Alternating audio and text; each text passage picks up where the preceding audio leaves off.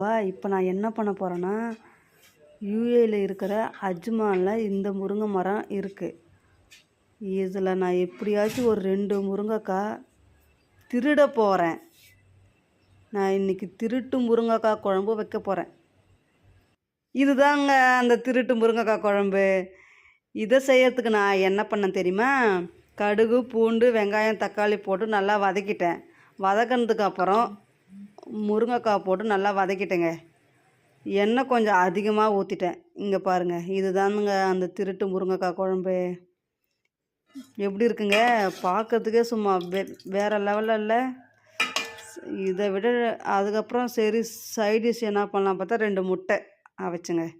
இப்போ நான் திருட்டு முருங்கைக்காய் குழம்பு சாப்பிட போகிறேன். எப்படி சாப்பிட போகிறேன்னா, ஃபஸ்ட்டு முட்டையை கொஞ்சம் எடுத்துக்கிட்டு அதில் பீட்ரூட்டு வச்சு சாப்பிட போகிறேன். உங்களுக்கு வீடியோ பிடிச்சிருந்தா லைக் பண்ணுங்கள், சப்ஸ்கிரைப் பண்ணுங்கள்.